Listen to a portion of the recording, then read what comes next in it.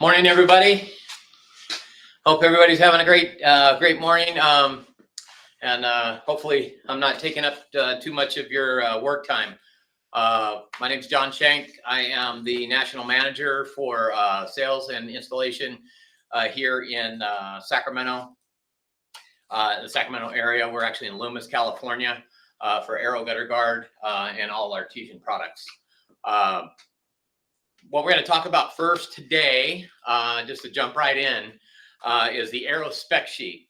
The Aero spec sheet is just going to give us an idea of what materials we use, gauge wire, things moving forward that, as installers, it's nice to know. It's not really pertinent to our installation other than what tools you need to do your installation, obviously. So at the top of the list here on product specifications, you have the Aero Gutter Guard. We're using a 304 stainless steel. Anybody ever asked you? It's a 304 stainless steel. What makes it a 304 stainless steel is the amount of nickel that is in the steel composite. We use we use a standard 40 mesh. My recommendation for pretty much every install is the 24 mesh, which is a little bit larger mesh. It's small enough to keep pine needles out, big enough to let plenty of water through. If you're on a roof that's got fast moving water, like a metal roof, tile roof, or those roofs of that nature. The 24 mesh also is ideal for areas where you have dry screen, and we'll get into that when we start right after we talk about roof pitch.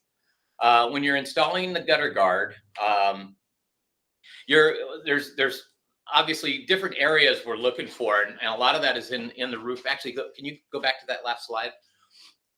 One of the other things I want to touch on is if you're asked, because customers may ask you this question moving forward, because insurance companies are contacting customers in WUI and fire rated areas where if you're not fire compliant or WUI compliant, they will make them either change their gutter guard or buy a gutter guard altogether if they don't have one.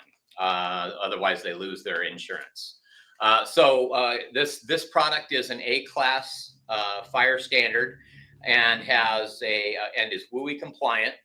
It conforms to all the WUI rules, which is wildlife urban interface, which is the distance between where a rural area is or forest area and a populated area like a city or metropolitan area.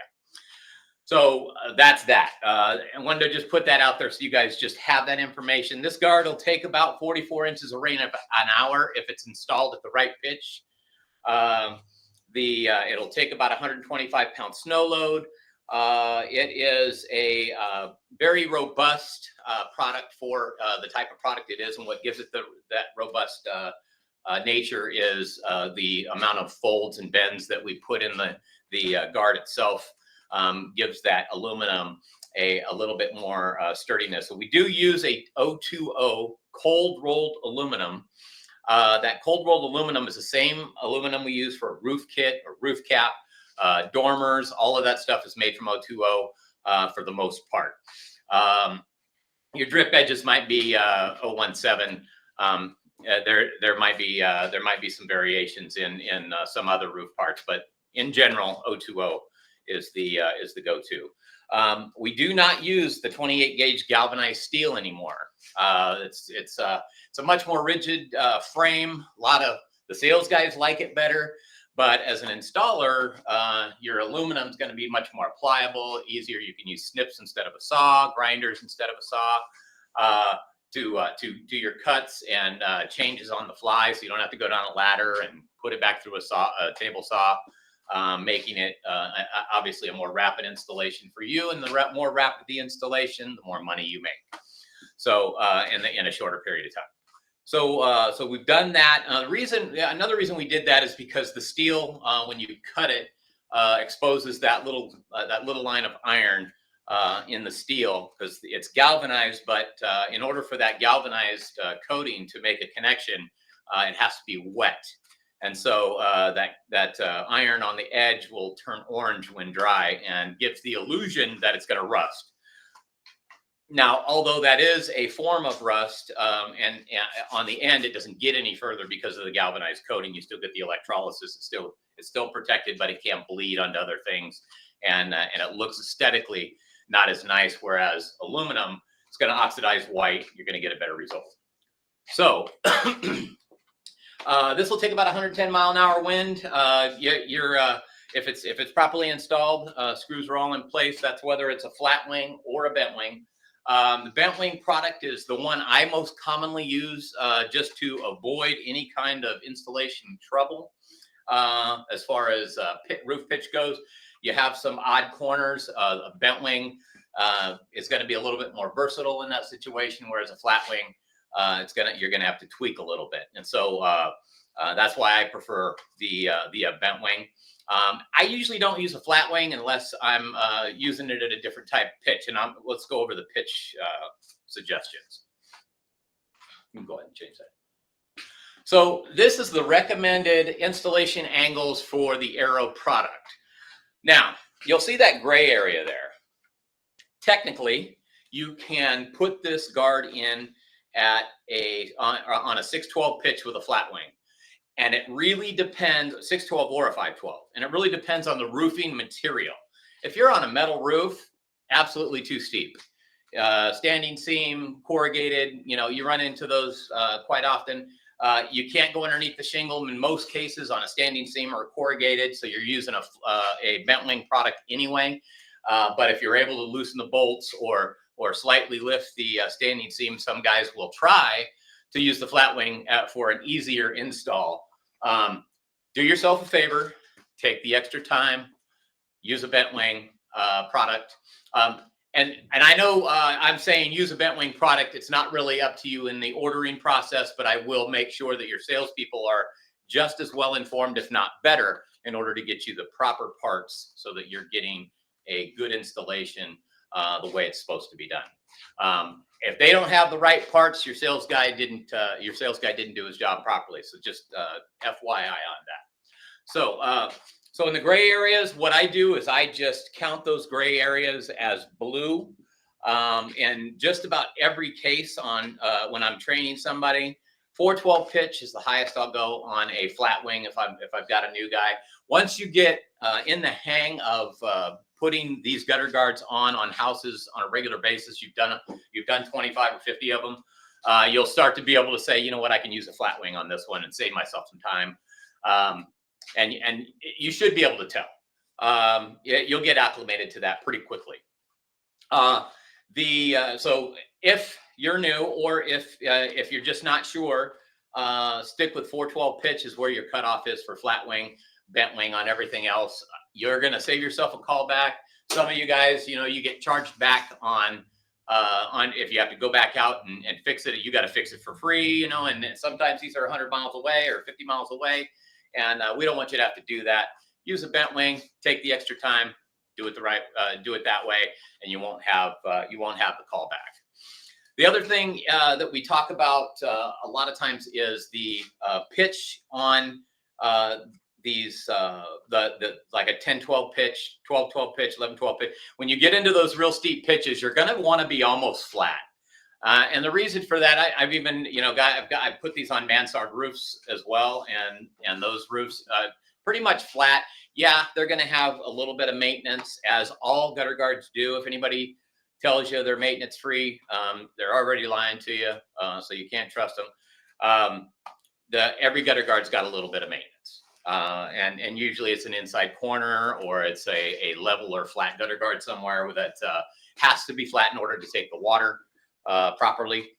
So if you just for your own information and knowing what to do, that's the protocol for roof pitch and roof pitch installation. Just keep that in mind when you're out there. We're going to move on to website password. So there are some installation videos on the website, and I'm going to be putting some more assets on there as we move forward this year. You'll have access to them. You'll click on Find a Dealer. You'll see the login there for dealer. You can go ahead and click on that and then open up that with the password is capital ARROW 2020 exclamation mark. And we'll post that in the timeline screen. So right now you just have the standard installation. It's gonna be a 12-minute installation. Shows you pretty much everything. If in the videos you're gonna see them using caulking, a clear lifetime caulk to seal seams. You can use it or you cannot use it. It's up to you. Seams can be done in several different ways, as you probably know. With micro mesh, it's kind of important that you do the seam properly. And how we do those seams for, let's see, do I have one that's finished? Okay. So I have two guards here. So one is unfinished and one is finished. Now, if you look closely at the finished one, this one has still got a little bit of trim piece. Let me see if I can get that in there close enough. You can see that. See that little bit of fraying that's sticking up on the edge there? That really needs to be trimmed back. And that's kind of why we left it there, just to show you. You can't leave that. And the reason you can't leave that, it's not as bad in the front as it is, or in the back as it is in the front. If it's in the front, you're gonna get a drip there. This one can also be cut back away from the edge a little bit further. So I'm gonna go ahead and take care of that real quick, and I'll show you what it looks like finished. Let me grab my snips.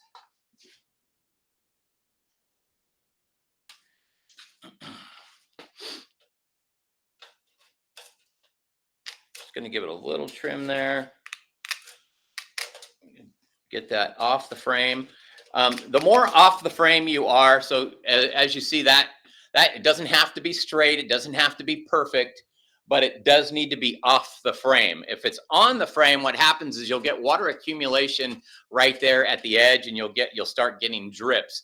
And depending on what debris you get there, or small debris that might like a leaf that stays there, it can actually make it worse. So to avoid getting the service call, this front edge here needs to be nice and clean, and the screen needs to be off that front edge. I go a little bit too far sometimes, and I take it really far off. Sometimes I'll have to put a dab of caulk there because I left a gap. But if you don't leave a gap, you're good. So when you're doing the seam, I'm going to show you from the side here. So you're going to take the screen and you're going to fold it up here, not so much right on the edge. If you fold it right on the edge, you're going to leave a gap. So if you leave a gap, you have to caulk it. And so keep a little, I use a hand squeeze caulk. If you do use caulk, which is absolutely okay to do not ever drag your finger down the caulk, because what you do is create a drip. So yeah, you know, a lot of guys, they'll put caulk in there and then they'll go like this. And what they do is they leave the indentation of their finger in the caulk. And then now there's water getting caught in there. And now you've got a little streaming drip and you get a service call. We don't want a service call, obviously.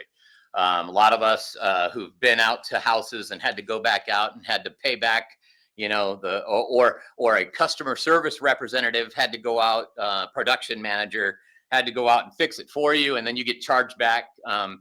Let's just try to avoid that by just doing the seam right. If you do the seams right and pitch this guard properly, you will not get a call back.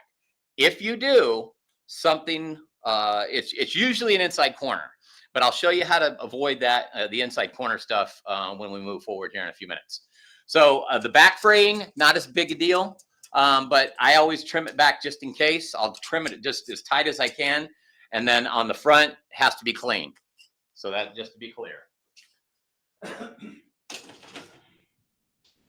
So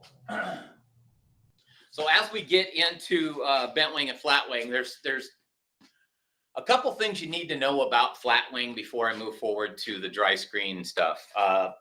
With the bent wing product, when you're installing it, you need to have plenty of clearance. So underneath here, you'll see the drip edge. You'll see this gutter lip is lower than the drip edge.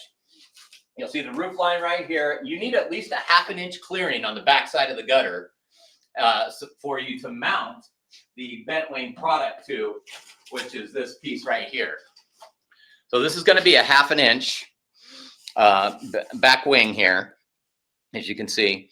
That is where you're obviously going to put your screw through, and you're going to mount it to the fascia board. If you don't have that ½ inch, what ends up happening is guys will adjust on the fly and they'll put it in tilting backwards. If you do that, you are guaranteed a callback. This cannot tilt backwards on the house. It must be able to take the water. It must be pitched forward. That is everybody who's been doing gutter guards as long as we have, and many of the guys online here, yeah, you already know that. I'm preaching to the choir. With the flat wing product, you automatically get a pitch. It's a little bit easier.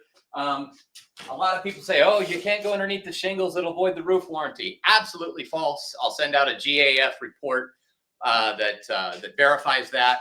If it's professionally installed by people who know roofing, everybody pretty much follows the same standards. And so when it does go underneath, you'll see your drip edge. It goes back about an inch or an inch and a half, depending on the size drip edge they use. And so when you put it in, it never really clears the drip edge because it's sitting right on the edge here. As you can see, it's not even touching the roof membrane, and that's why that doesn't void a roof warranty. So when you're doing that seam again, let me show you on the edge here. When you're bending it, you're going to bend it out here like this, so that you leave a little bit out. It's about almost a ½ inch. You can do it a little bit shorter than that if you want. That's how I do it. That way, when you slide the guards together, it creates a pressure seal. And then you don't have to caulk it. All you got to do is, because this is going to pop up a little bit, when you press it together, it's going to come up like that. Just make sure you press down on it with your fingers. I use cut resistant gloves so it doesn't cut through my glove. And I just press down on it at every seam when I finish the seam, and then rub my hand across it to make sure there's no protrusions. And it will work just about every single time. I hardly ever leave a gap anymore. So, when you're new, you leave gaps. I get that. You're kind of feeling it out, but for the most part, once you get the hang of it, it takes about 3 or 4 seams before you get the hang of it and get proficient at it. It's really super simple, and it'll save you a ton of money, a ton of time. So, when we're doing an outside corner, I'm going to use the flat wing example here. You're doing an outside corner, you got it cut. And I don't know if you guys know this, we have pre-cut corners that we can send to you. They're already pre-cut when you go out on the house, as long as it's a 90. If you have custom cuts, we can do them, but they aren't always exact. And so I recommend, if you have a custom cut, like an octagon window or a round window top, that you cut them on site. And usually if you carry a small grinder, you can, it's real simple to cut the aluminum with the grinder. You can use snips, takes a little longer. Arms get wore out if you're doing a 400-foot job. I'm sure you guys have experienced that have some time here. So this is basically, you slide it in, you get it underneath there, you slide it tight. You're gonna mount your screws. Now look, you see this gap here. We've got a pretty good gap there. Where's my trim piece that I had out here? All right. Grab it. So you got your trim piece here. This is a seam cover. So it's okay if you leave a gap there, as long as it's not more than an inch wide. Okay. And what you do is you cut a point just like that. Doesn't have to be perfect. I always cut a little bit of the tip off so that I don't scratch the screen. And then you're going to measure how far down this is going to go. This is going to slide right underneath the lip of the gutter guard itself. Sometimes you got to use 2 hands. And that's going to slide in, and then you're going to clip it right about where you need it clipped. About right there. You're going to put some silicone on the back. Make sure that the peaked portion of it is upright. You're going to slide it back underneath the shingle here. You're going to pull it forward into the front of the guard lip. And usually this one will obviously be white, but that's the gist of it. It's gonna have a nice clean look to it, and your customer's gonna be happy. You're gonna be happy. Nobody's gonna complain on that type of corner. So that's a real simple way to do the corner. It's not a lot of work. You end up making it look really nice, and everybody stays happy. Your sales guy doesn't get a call back or a charge back, and everybody gets what they want. All right, so that's an outside corner. If you run into like a bay window, you know, and you have to cut them on site, again, it doesn't have to be perfect. So if you got a little gap there, you can use seam covers to make it look really nice and really clean, and it's a very good finishing tool. So make sure that if you're talking to your production manager, that you're letting them know, hey, make sure I have finishing parts like seam covers, end caps, and things like that. The end caps can be fashioned while you're on site. We have the actual flat piece, and you draw them and fashion them yourself. Or if you're using bentwing, like I said, I use bentwing most of the time. Your pitch is never going to be too steep, and you can use the diverter sets, which look like this. If you've ever seen these, so they work as pre-cut end caps, and so you can use them as diverters on the house as well as end caps. So when you're putting on an end cap, and I don't have an end cap set up here, but you get the gist. It's going to go over the end of the gutter guard. It's going to sit nice and pretty on the side. Usually this is white, charcoal, or whatever color you're using, and you put 2 screws in the top to finish it. Just make sure that when you put it on, that it's back behind the frame, so that there's a little bit of screen showing on the end, just so that when you put it on, the water that's going to track down this edge goes into the gutter instead of over the front of the gutter guard, because you can create a drip with these if you're not careful. Next thing we're going to talk about is the inside corner. Now, there's 2 ways to do an inside corner. You can do a cut miter, which, like I said, we can supply cut miters for you. And there's no extra charge for that. So when you order one, it comes with a finishing strip. This inside corner is a cut piece, and basically you're going up underneath. You always keep in mind on these metal flanges that are on these roofs, you're going to have obviously a lot faster moving water. Or on the comp shingle roof, you'll see the metal flange that goes up the crease of the roof. When you're putting these in, you can use this miter, but you're going to have to slow the water down up here to make it work. Most of the time, and you're going to have gaps down here. I do not recommend putting a seam cover here, so you're going to want to trim back the back piece of the gutter guard until you get a nice clean seal on the front. What you can do is take the gutter guard out. You can clip this back, cut around, and then leave your own little overhang. If you do that, you might as well cut your own cuts, because it's just going to be easier for you. And then you're going to cut. You'll cut around. I don't want to do it to this one because I want to still use this one. So basically, what you're doing is you're taking the guard and you're cutting through it. So say this is completely clear. What you're doing is you need a little bit of overhang in order to complete your miter. You're going to clip it there.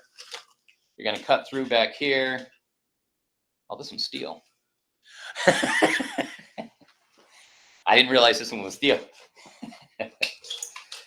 But you see, even the steel is pliable, and you can work with it with snips. It's just going to be a little bit harder.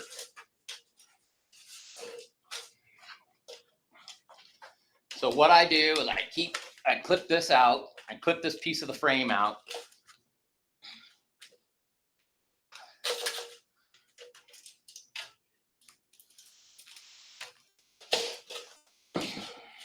Ooh. Butterfingers.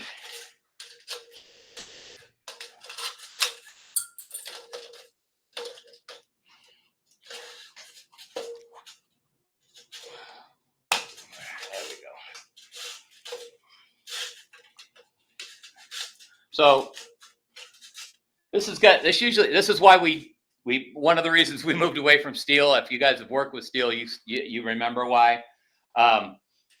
Basically, you're going to cut through this piece here. You're going to cut that piece off. Once you have that piece off, you expose the screen, and it takes obviously some work when you're using the steel. I'm not going to finish that, but just because it's going to take too long. But you get the idea. What you want to do is expose this piece of screen so that it's loose, and you can create a seam. All right. So when you're doing this, you're pushing it together again. You're putting this in underneath the shingle.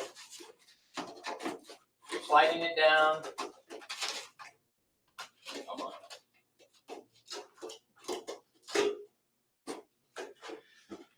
You've cut it back. You've made your seam.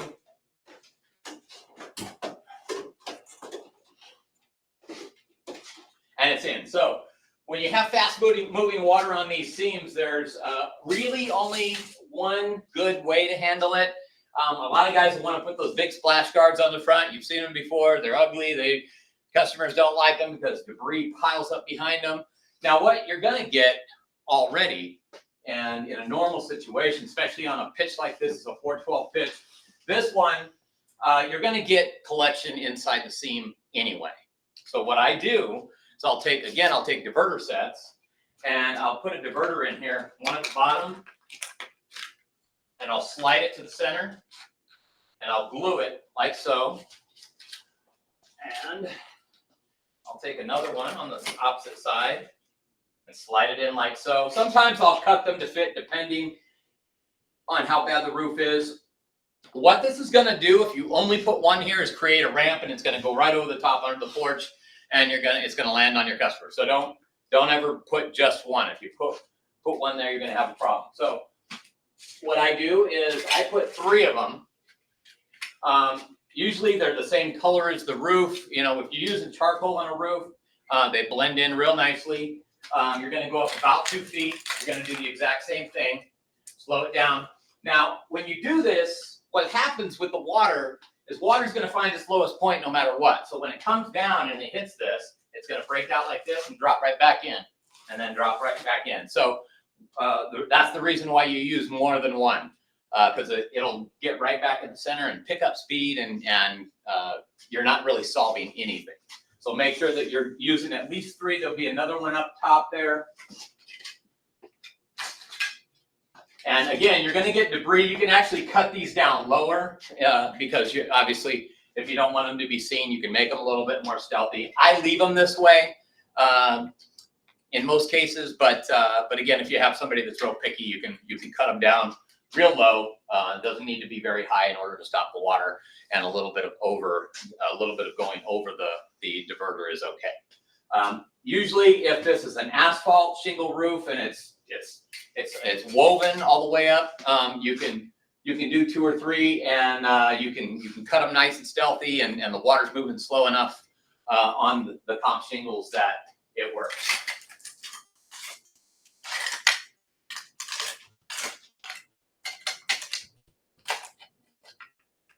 So that is how it should look. I don't know if you guys can see that. Can we bring that around just a little bit? Thank you. Stepping out of the seam for a second.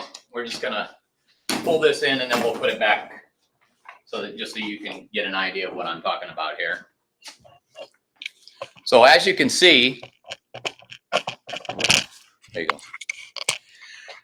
I've got these diverters, 1, 2, 3. And you can cut them down so that they fit more flush on the roof. Yes, you are going to get debris caught in here, but ultimately you're going to get a better result on the inside corner, and you're not going to get overshoot onto the ground. What I tell customers is this is a difficult inside corner. We can slow the water down. We can make the corrections for the most part, but this is not going to be a maintenance-free inside corner. Once a year, somebody's probably going to have to blow it off, whether I have diverters here or not. It's just the way it is for the inside corner. Now, if you're using a high flow inside corner, because the water's moving very fast, you can leave it there for a second. All right. Because the water's moving very fast, the high flow inside corner is a single unit piece, and you can see it's this piece here. It's already got brakes on it in order to make the water break left and right, so that it'll take so it creates surface tension for the water to fall through it. It's got a little bit larger screen. I believe this is a 20 mesh, and so it is a little bit more porous so that the water can get through it. There is a little bit of prep involved when you're looking at this. Obviously, you're going to measure how wide the gutter is, and you're going to make your cut here on the screen, and then cut it out to look something. And it doesn't have to look pretty like this. So this is a cut piece. I've cut it to fit the gutter.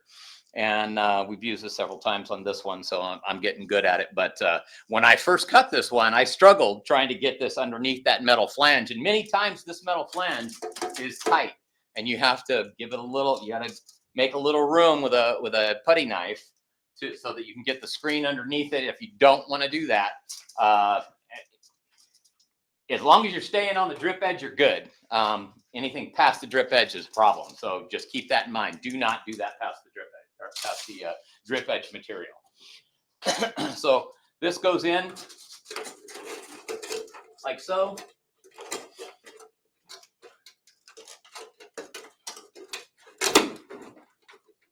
And that is it. So once you've trimmed it, it should just slide right in underneath the gutter there. Then you're going to place your seam. You get it prepped. You're folding it over. This one's not trimmed on the edge yet, but I'll show you what I mean. And I can actually give you an idea. You see how that, well, this isn't a bent wing either. You see how this is sticking up right here? That's the trim piece I'm talking about. This piece sticking up. If you don't have that trim back, you're going to get a call. You're going to get a drip every single time. So just make sure that those things are trimmed and out of the way, like I showed you earlier. So that's the inside miter. You're going to mount it right here and here. I put these on my brother's house across the street from my house, and they work fantastic. I was kind of impressed when I first got them. So and they've been on his house for about 12 years, and they're still functioning fantastic. So inside miters. All right, let's move this back.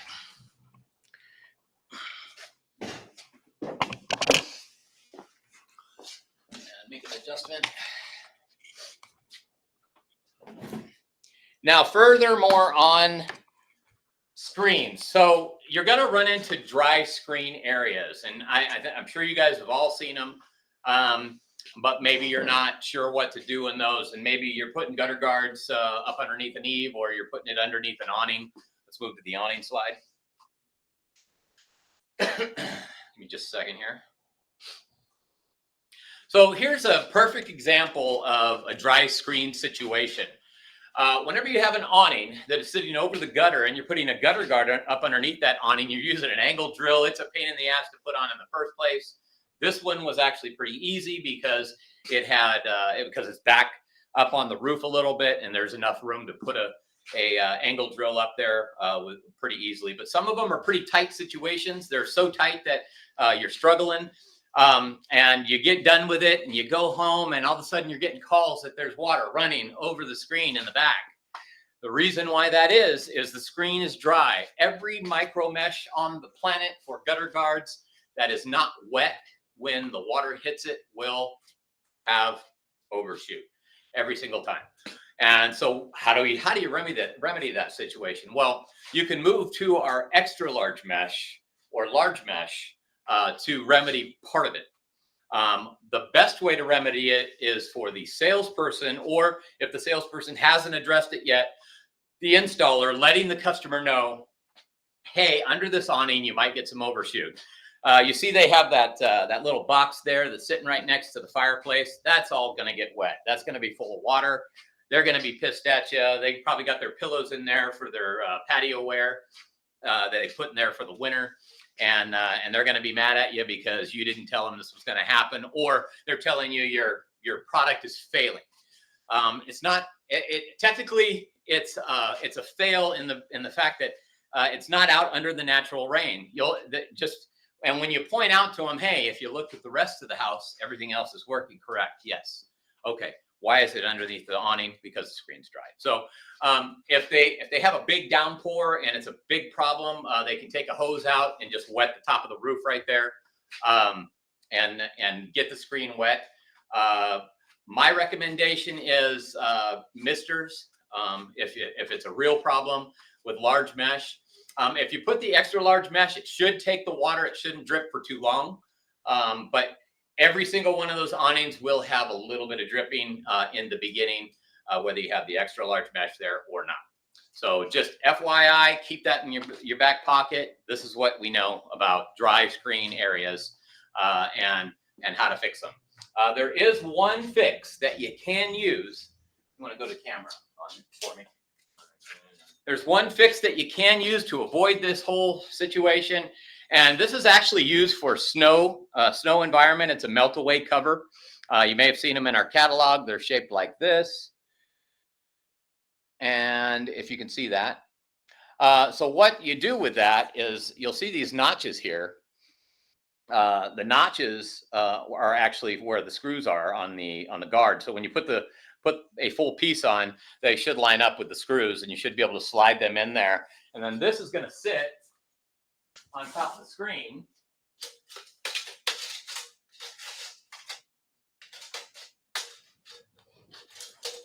It's going to sit on top of the screen where the screw holes are, just like this. And so, yes, debris will get caught on. You can tell them, hey, there's going to be a little bit of maintenance, but no water's going over the top of that, and you're not going to get a drip. The only way you could get a drip on this situation is if you do the seam wrong when you put the cover on. So you can, instead of putting a heat cable in here, you're just using this as a drip guard, essentially. And that will solve your dry screen issue. So if that's something you guys want to move to, let your production managers know, hey, we want to order some melt away or a drip edge stopper. I'll know what you're talking about. Okay. All right. So let's get back to the awning, and then we'll go to the next slide. Okay, so this is a back porch. You'll notice that this upper gutter here, empties out onto the roof, and it's right on top of the gutter edge there. All that water from that steep roof, that inside corner and everything is emptying right there on that spot. You got a 2-foot piece of gutter there, and it's taking a high volume of water. You got 2 roofs and a convergence with all the other water coming through that gutter. You're going to have a problem there. So what I do is I'll take these diverters again, and just underneath that gutter, where the gutter ends on the inside underneath the cover there, all that gutter guard that's underneath that little 2-foot section is going to be, again, dry. And so what we want to do is try to avoid that part of the gutter, either with diverters or find a way to keep it wet. Finding a way to keep it wet is a little bit more difficult than putting a diverter up. So I almost always go to diverters. So go ahead and change it back. So you're going to take your diverters and you're going to put them at an angle like this, flush with the gutter. So if the gutter, you're going to be on the inside portion of the gutter. So say your gutter is where my index finger is. That's the inside underneath the shingle. That portion of this diverter is going to set there. You're going to glue it down, and then the other one's going to be angled out like this so that the water cuts around it. It's still going to end up in that one spot. So you're going to want to use extra large mesh or large mesh in that 2-foot area in order to collect all that water. Now, you want it to land on the wet portion or the weather exposed area of the gutter. So the weather exposed area is obviously the area that's not covered by the gutter or the eave. And that's going to be the same no matter where you're at around the house. If you have those typical types of situations, because what happens is all that water comes down, hits that dry screen, and you just got a mess on the porch, and you will get a call back instantly. So if you have rain right after you installed it yesterday, you'll get a call for sure. So to avoid that, you want to try to redirect that water. And I'm going to give you some diagrams on how to shore up some of those types of issues here in just a second. Let's go to the front part of the house.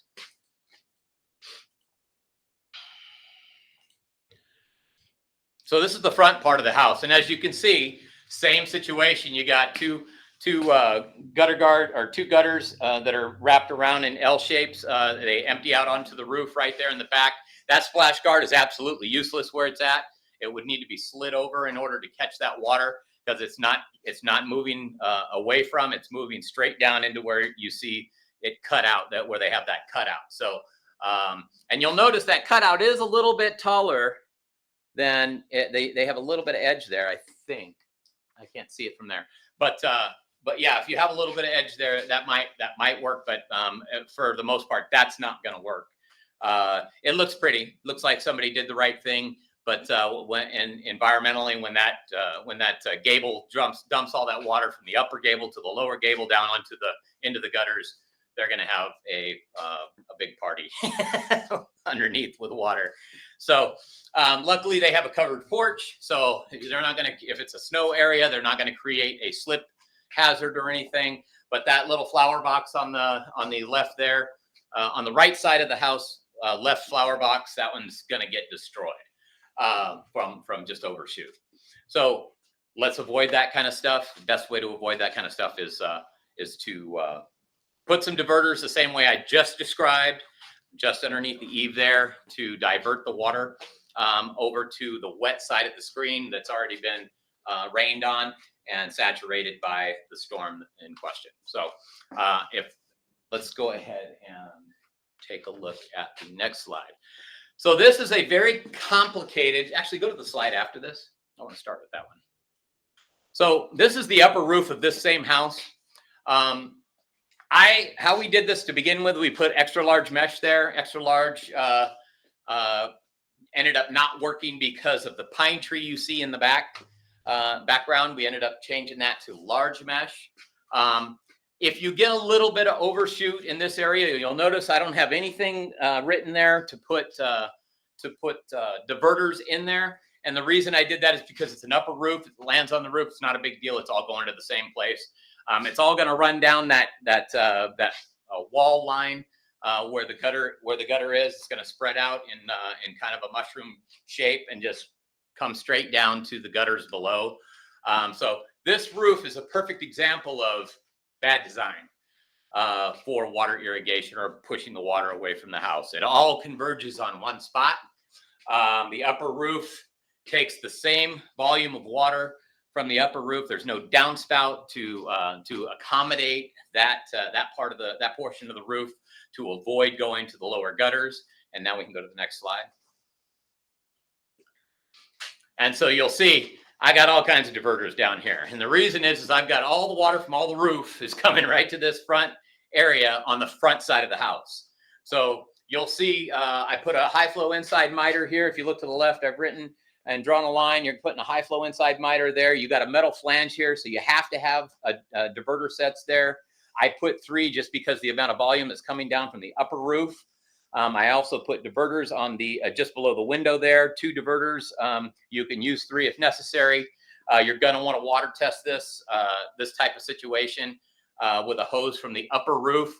I know it's a pain in the butt, but if you don't want to get a call back and you don't want to get a charge back on a roof like this, you will get calls. Their porch is just below that portion. So even if those gutters are open, if they're clogged, this person is probably having problems, which is why they're getting gutter guards, because they think it's going to solve the problem. What it's going to do is that you're going to have to really, in order to solve the problem, you're going to have to use a lot of diverters, a lot of different parts in order to create a movable environment for the water that's coming down off that roof. You'll see the inside corners where I put the diverters up on the gable there. I put them on one side, but you're probably going to want to put them on both. On this particular roof, the low volume of water that was coming off that one little portion wasn't that bad. So I put them on just that one side, and it accommodated that roof. I used large mesh all along the entire bottom of that L shape. And there's downspouts, obviously, on the end piece by the garage. We did use, those are 7-inch fascia gutters. I don't know if you're familiar with fascia gutters, but there's a couple different types of gutter types that you'll run into out there. The box gutter, if you're in Florida, you'll have the super gutter. You've got K-style gutters, half rounds, custom. They have fiberglass now. There's plastic. You're going to run into everything. So just keep in mind when you run into specialty gutters, before you get started, before you waste any of your time getting all unpacked, make sure you get on the roof on a specialty gutter. Make sure your gutter guard is going to fit before you put it on. I am going to educate the salespeople on how to do a proper measurement, do a proper proper estimate, so that you get all the right parts you need for your installation. So as you can see, this roof did get quite complicated. We did solve all its problems. What they do have now is they have debris that collects in those areas, and it does have to be maintained, just like cleaning out the gutter, but it's only in that spot. So they have one place once a year they have to clean up. Usually their gardener, you can pay your gardener, $40 or whatever to blow that off for you in the summertime if you have debris there. Let's see. Other common issues. We've covered seams, we've covered the dry screens, we've covered diverters and problem areas, front and back porches, downspout. So if you have a downspout on a roof, and I don't have a picture of one, I will for the next training next month. If you have a downspout that empties out on a roof, wherever that water is going to is going to leave a watermark on the roof. You should be able to tell if it's a new roof. You got to kind of ballpark it.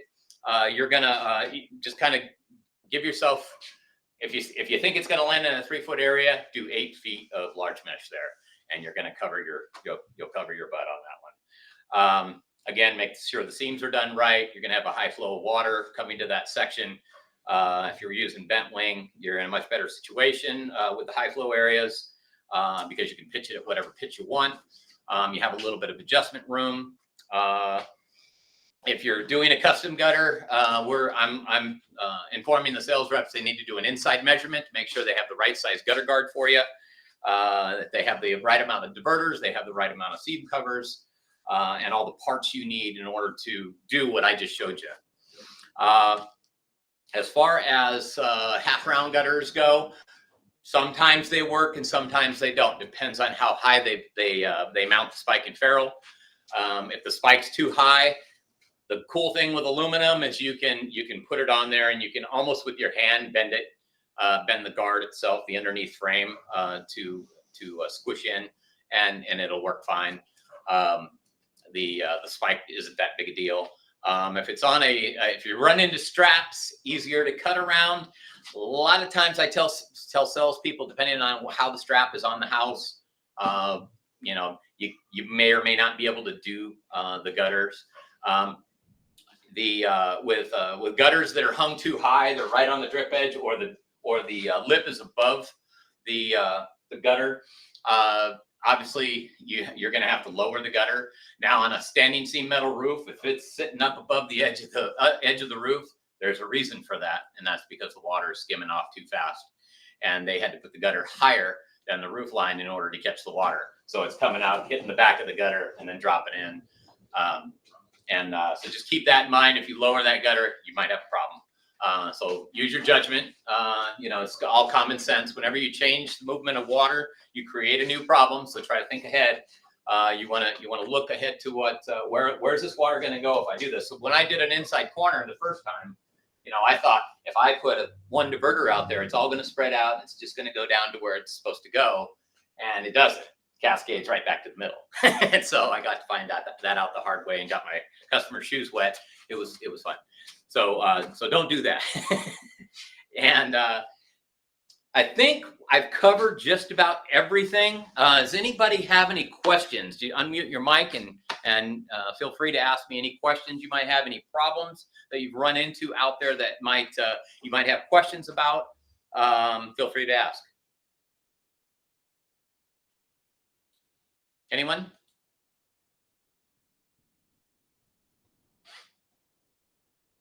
Okay, hearing and seeing none. All right, so we're gonna screenshot your name so that we can send out some more information to you. I'll send out the GAF report. So if somebody says, "Oh, if you go underneath the shingles, it voids the roof warranty," you'll have that. You can just have it in your book of stuff and say, "No, it actually doesn't. Here's the GAF report on that on gutter guards nationally." You can also, if you need any more videos or stuff that you would like to see, please send me an email to jshank@artesianhp.com. jshank@artesianhp.com, and send me your question or your request for videos, any type of installation problem you run into. My number is 916-303-6204. If you're ever on a roof and you run into a problem situation that you're just not sure about, any of your new guys have a question, tell them to call me. I answer my phone almost all the time. So I'll pick up, unless I'm doing something like this. If I don't pick up the phone right away, give me 10 minutes and you'll get a call from me. I'm very attentive to that. I'm very sensitive to the fact that you guys are going to be in situations that might be cumbersome or not sure what to do, or, hey, I did it the right way and it's not working. What's wrong?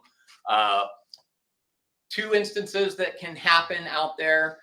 New roof, the emulsification oil can empty out or can work its way onto the screen area. When a screen has oil on it, it will not work properly. You'll get a drip. The only remedy for that is help me out. Soap. Name of the soap. Dawn. Dawn. I don't know. I couldn't come up with it. Dawn dishwashing soap. Dawn dishwashing soap cuts grease really, really well. It's non-corrosive. It's environmentally friendly, and I just put a bunch of it in a bucket. Go up there with a real soft scrub brush and just soap it up. Go over it real quick, and it'll fix any drip that's caused by oil or emulsification. The other thing that can happen is a lot of people have exterminators, so they're coming around and they're spraying the eaves with extermination material. Now, if that happens, they say, "Oh man, my roof is 10 years old. It can't be oil." Ask them if they have an exterminator. If they have an exterminator, then you get to tell them, "Hey, well, what you need to do is get a bottle of soap and water and clean that oil off the screen, or we can do it for a fee." So because obviously, if it's not your fault and it's going over the top of the screen, and you didn't create that problem, you guys need to get paid for it, obviously. So we want to make sure that we're identifying the problem correctly. Those are the two instances where you can get oil on the screen. So just plan on a new roof. Plan on telling them ahead of time, "Hey, oil may come off the new roof onto the screen." It's one of the things that can happen. You might even put it in your warranty or in your contract that on new roofs this can happen, so that when they call, you've already informed them, and you already know what to do, and they know what to do as well. So having said that, again, any questions? I'm about to wrap this up. Anyone? Okay, so if you get any questions after you hang up, feel free to email me or call me, and we can get those things squared away. Again, videos, if you want to see certain types of videos, inside corner, outside corner, diverter sets, whatever, I can create those videos for you. Obviously, we have a studio to do that.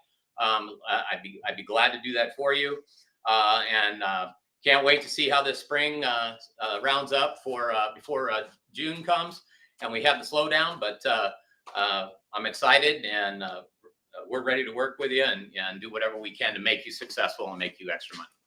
Thank you.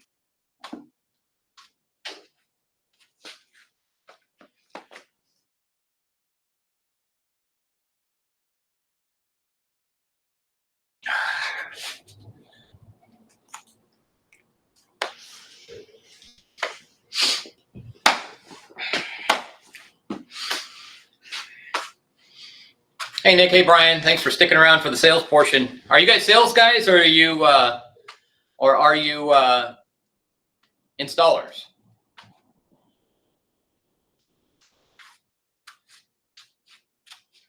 Maybe they stepped away. Yeah. Well, they got 2 minutes left. Yeah.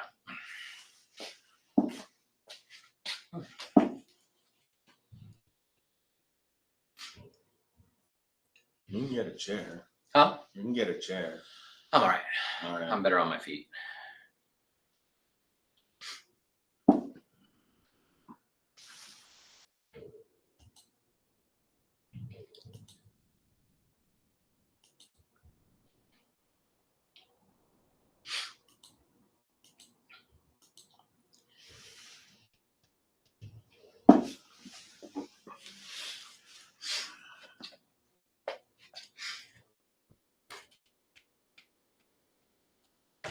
I'm surprised there's not more people in the sales.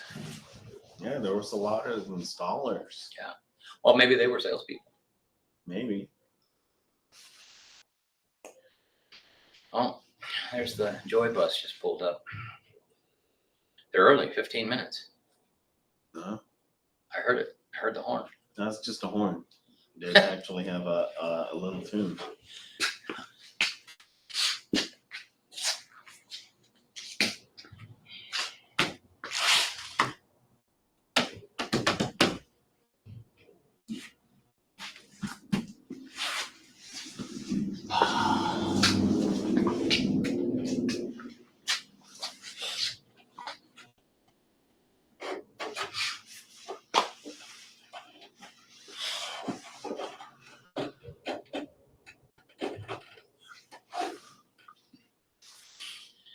Well, I expected salespeople weren't going to be as plentiful.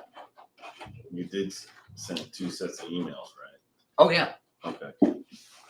Well, I sent one active campaign Okay. with both sales and install on it Okay. with the same code. Okay. Yeah, which is why these guys are probably still plugged in. Okay. Okay. Yeah. Hopefully they got a sales staff sitting behind that camera. Let's just wait 5 more minutes, then go. Yeah. Oh, there.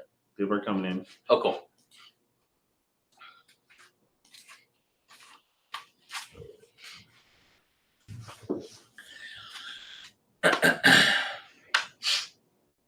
Oh yeah, the bag, the sales bag. The aero bag. Yeah. Let me just say.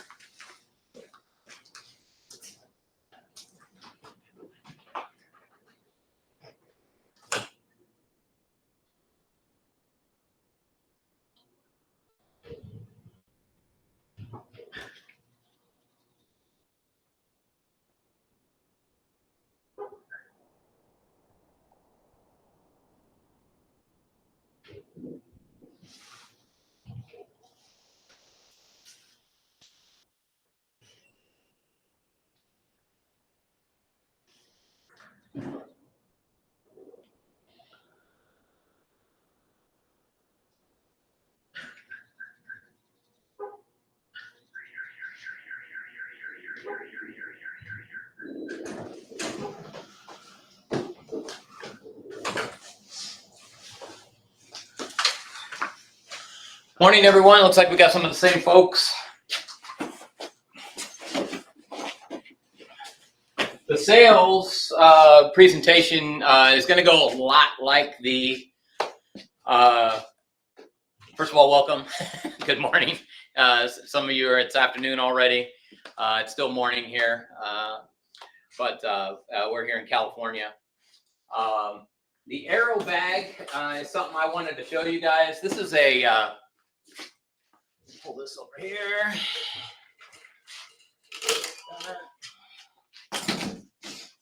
This is just basically a sales bag. And this is one I just pulled off a shelf, so it may not be complete, but I just wanted to show you the gist. This is the older style. These are metal now, but this is an Aero display. You set it on the table when you're about to talk to your customer and give them the sales pitch, so they can kind of just see what it is. We've made these nice and clean so they don't get pokes and scrapes. It's going to have some of your bullet points, so it's great to follow when you're talking to your customer. You'll see raised V-screen technology, high flow louvered frame, 25. This is the old one, so it's lifetime warranty now. It's not 25. Does not damage roof, adds value, peace of mind, prolongs gutter lifespan, built in the USA, and great pricing. Now we have stamps on here that are going to say WUI compliant and A-class fire compliant. Those are going to be stamped on here as well, so that you can talk about those. Just a little reminder for you and an instructive for the customer when you're doing your sales pitch. Obviously, we're meeting a lot of different types of folks out there. Some of them can be very anal. Others are like, get it done and just tell me how much. So we're going to work on the people that are going to want to know the details. And like I said, this is going to go a lot like the install process, because I want you to see it. The more you understand the installer, the better off you are as a salesperson, obviously, when you're in front of a customer. Usually these kits will come with like either postcards or brochures. It's going to have some sample pieces in here, and it's stamped right on the back what it is. So if you're not sure, it gives you that information. We get a lot of turnover in the sales area, so I'm doing this training once a month for you guys, so that you can, if you're not sure about something, or you just want to get some more information and get a little bit more acclimated to the product line, you can do that. You can always call me. I gave my number out earlier. You can go ahead and post that again, my number and my email address. If you ever have questions about sales, you want some extra information about sales, you're more than welcome to call me at any time. If you're out on a sales call, it's 5 o'clock at night, give me a call. I'm still here. We're on the West Coast, so if you're on the East Coast or you're in the Midwest, I'm still sitting at my desk. So feel free to call me. If you're out on a sales call and it's 8 a.m. there, just keep in mind it's 5 a.m. here. so that one I might not be as readily available because I'm getting ready for work and trying to get out the door. So having said all that, that's the sales kit. Sales kit's pretty handy to have. It gives you a little bit of more professional look to you. You've got the display. It's obviously going to make you look more professional as well. I do have shirts with logos that we can order for you, or we can give you the artwork so that you can order them from your local print shop for t-shirts or polos or button-ups. I like the button-up. I feel more professional in the button-up, but a lot of guys like the polos because they're a little bit more laid back for the customer. And that is the sales kit. Sales kits, obviously, you're going in, you're doing a one-call close in most cases. I don't know how many of you do the one-call close, but I will be sending out a one-call close version that was actually written by a guy that was the #1 window distributor in the U.S. for quite some time, and he's online. He's an old guy, and he goes through his one-call close, talking about why we're bringing what we're doing during the one-call close, as far as you're bringing value to the table. You never give up anything without getting something in return, and so he goes through all of that type of things on the sales pitch. So and then he gives you the extreme close, which is actually, it sounds the title is kind of a misnomer. It sounds like it's extreme, but it's not. It's not an overpressure sale. It is an aggressive sale, but it's not.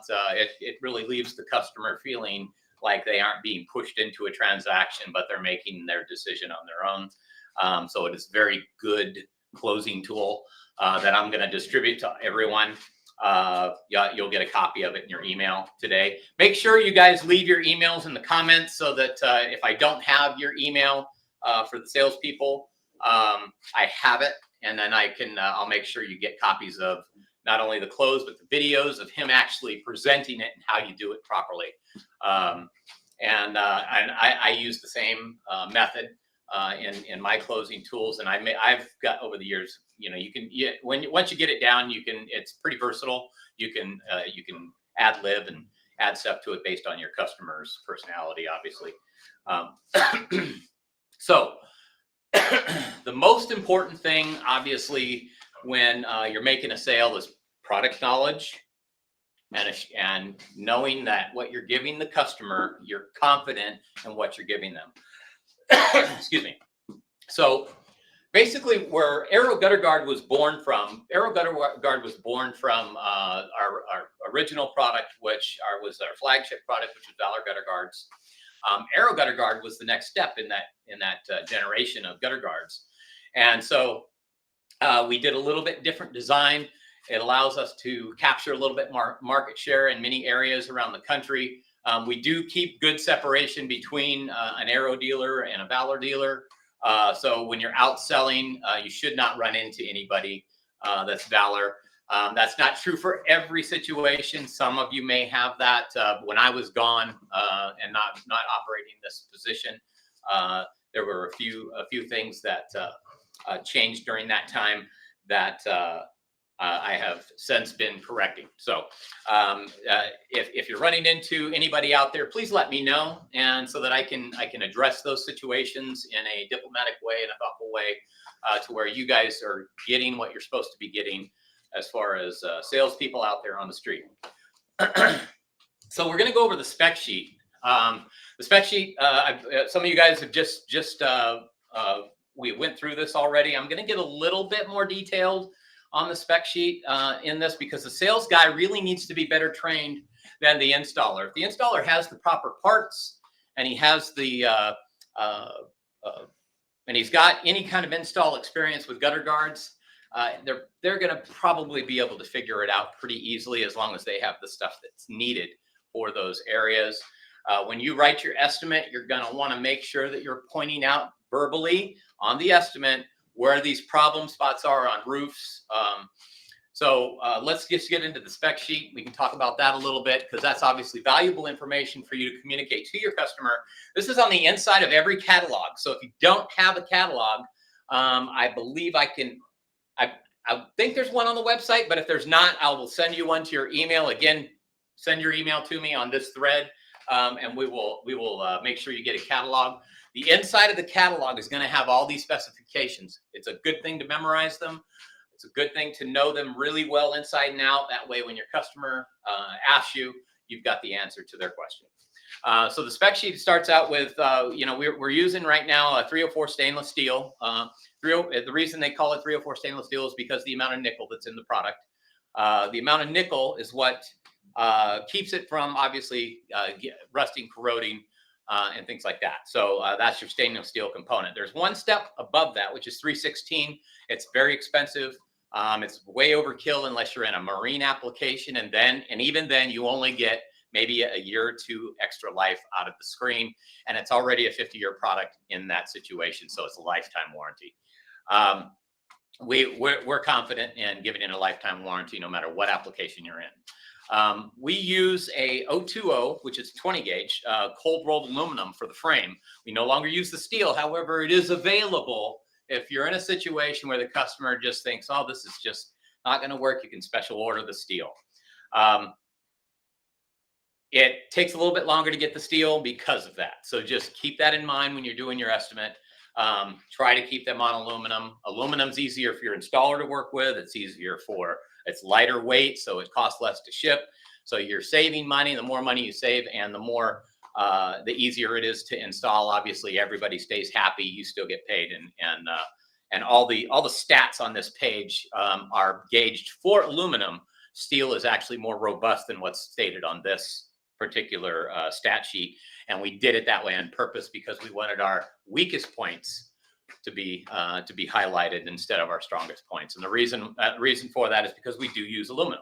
People get mill finished aluminum; those stats have to be right, and we have to meet those thresholds. So, having said that, we have two meshes for Aero Gutter Guard. You got a 40 mesh, which is our standard mesh, and you have a 24 mesh, which is our large mesh. Standard mesh has 1,600 holes per square inch. It uses a 0.007 wire. It's going to be a little bit finer wire than the large mesh. The large mesh is going to be a bigger wire. It's going to give it more rigidity, and obviously the holes are going to be bigger. But the bigger the wire, the smaller the hole as well. So when there's an offset there. So if we had went with the same gauge wire for the large mesh, the holes are too big. So we had to up the gauge of the wire in order to close off those holes a little bit. Or I'm sorry, that's the reverse.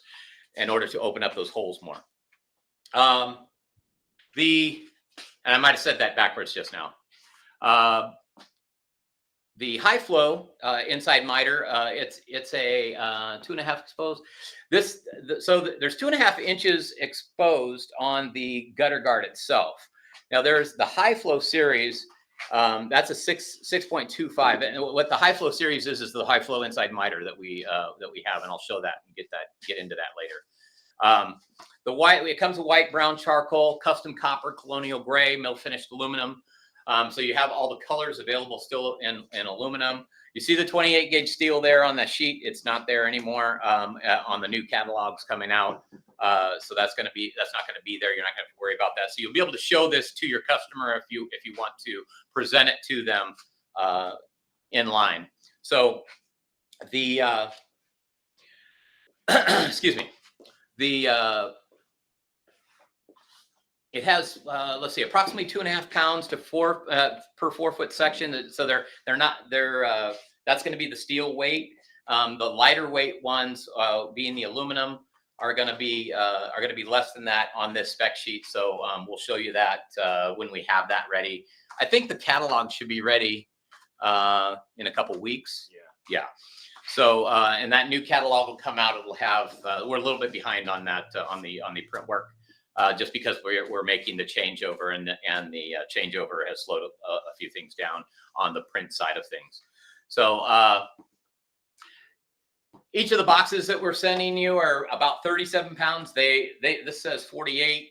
Obviously that's not the same anymore either. You can put a heat cable on any of these products. So if you're in an area where you have snow, there's heat cable accessories. We sell the cover. The cover just covers the cable on the guard and then radiates the heat down into the guard. With aluminum, it's going to radiate faster into the guard, but it'll also cool down faster. So just keep that in mind. If they turn, they'll want an on and off switch if they have a heat cable, and it'll heat up faster. Now, when it heats up, when a cable heats up faster or a guard heats up faster, and there's 8 inches of snow on it, you're going to get a tunnel inside. So just keep in mind they should turn it on and off when the snow starts. It has a wind resistance of 110 miles an hour. It's fire resistant, conforms to the WUI and A-class standards for fire rating. WUI is wildlife urban interface. Wildlife urban interface is the distance between a forest and a residential area or a metropolitan area. Sorry. So there's a distance between there. That's the WUI area. It's called WUI compliance. It is also includes the forest area. So the distance between plus the forest. So anybody in the California area, Oregon, Washington, Colorado, Texas have all picked up WUI and A-class compliancy. Because of the fires that have been happening all over the country. Those fires have caused the insurance companies a lot of distress. And as a result, they're requiring gutter guards in order to prevent embers from getting into the gutter and burning the house down. How most fires are started from a forest is through the gutters or through the ventilation system. So they're requiring certain types of products on the ventilation systems on homes as well as the gutter guards, so that are the gutters, so that embers don't spark a fire. Now, most roof tiles or roof material is fire resistant, so they're meeting those standards as well. And that fire resistance. So if you have debris on the house, that debris might burn, but it won't go through the roof if it's fire resistant. However, if there's an open gutter, then that fire can get up underneath the eave or underneath the roofing material and then get into the house. And so that's why they're requiring that. The snow load is 125 pounds. So 125 pounds is pretty much, 4 feet of snow. If you've got a 4-foot snow drift on the roof, you're using bent wing product. It's fastened to the fascia to protect keep the snow, especially on a metal roof. You're gonna have sliding snow. Should have snow brakes on the roof. If they don't have snow brakes, let them know that if all that snow breaks loose at once, probably going to tear your gutter off. Whether you have a gutter guard on here or not, it would be a good idea to get snow brakes. All right, so next I'm going to talk a little bit about Valor, the Valor side of it. The Valor side of it, we have was rated as the #1 product in the country, and then Arrow came out behind it, and Arrow has the same rating as Valor as far as gutter guards go out there. So they're going to perform on the same level as Valor, and so you're actually getting a top-notch product that pretty much outbeats everything out there. You've got Leaf Filter, who's selling for $40 a foot. You got Byers Leaf Guard selling for $50 a foot. You got Gutter Helmet sometimes selling for $55 and $60 a foot. And then you have our guard, which national average is $25 a foot. So you can see the value. You've got a much better product, a much higher rated product with WUI compliant and fire compliancy that are going on houses at half the price. And so you're coming in there with a lot of value. What's going on? Okay. So you're going into the house with a lot of value. So obviously the object is to build value into your product. You're talking about the metals. You're talking about what gutter guards cost across the board. You're showing your competitors' products. Some people like to show use this kitchen sink method and show how one works over the other. And you tilt them. With Leaf Filter, obviously that one fails quite often. With Gutter Helmet and Byers Leaf Guard, those are both 1908 patents. So that technology is extremely outdated, although they have clout because they got so big in the beginning that like Kirby vacuums, they're still holding strong. Now Kirby, Electrolux, they still sell vacuums. They're still good. You still have a product line for them. They're still expensive and people still buy them. But there's obviously you have new technology out there. The technology is similar, but there's new stuff out there that's actually better, that doesn't have a disposable bag inside and doesn't have. So when you're comparing products, let them know, hey, this is the newest technology out there, even newer than Valor. This one came out after Valor did, and these guys made the best product in the country. So you can imagine how this product was going to perform. So it gives you a little bit of an edge on just about everybody out there if you sell it right. When you're in the house and you're talking to a customer, obviously they're going to have questions. And the biggest one's always price. So other than price, you want to ask them if they want to get started today. You're obviously giving them discounts for signs and yards, and I'm going to send all this stuff to you, so don't worry about it. Obviously signs and yards, you're doing the one call, making one trip, and making a second trip costs more money. As a result, this deal is only good for today kind of stuff. But again, I'll send you all that stuff for the one call close rather than doing a whole pitch here, because I'm not prepared for that. I want to just give you the information that's going to be valuable to you while you're doing an estimate, because ultimately the estimate, and I trust you guys as sales guys, and your sales training people in your offices should be able to teach you how to sell this product properly. What I want to do is give you the ammunition that those guys are going to need to give you to be successful. So if you do the estimate correctly, you're going to get all the right parts for the customer. If you have all the right parts for the customer, your as installer is going to have a much easier time. You're going to have a much smoother transaction, and everybody gets paid. And you know how it goes. If you go out there and you're looking at a house and you forgot to look at the rake board that has dry rot in it on the end, and you forgot to look at the beam that's got dry rot or the soffit or something like that, and you missed it, and now we've got to do roof work before we can finish the job, and your project gets put on hold, your paycheck gets put on hold, and we don't want to lose those sales and not get that taken care of when it's happening. So with that said, let's move to roof pitch. So roof pitch, as I explained earlier with some of you guys that are on here, roof pitch is going to be the key. If you're a new sales guy, stick to 412 pitch with flat wing, bent wing all the way, anything above that. So if you're a 512 pitch or bigger, or steeper rather, you're gonna just go with the bent wing product. Your installer will thank you. If you give them the wrong product and they're out there on a job, yeah, it's not a good thing. Just remember, with bent wing product, the size has to be right. So you need to know your gutters. You need to know if it's a K style. You need to know if it's a fascia style. You need to know if it's a half round, box gutter, super gutter, what have you. There's a lot of different gutters out there. If it's a fiberglass gutter, different installation. So just want to make sure that you know that. Now, when you're looking at the gutter, you want to make sure you're looking at the height of the gutter and where it sits on the house. So if the front lip of the gutter is below the drip line, you're okay, and you need at least ½ inch clearance for a bent wing product. So you want to get up there and just make sure there's a ½ inch clearance.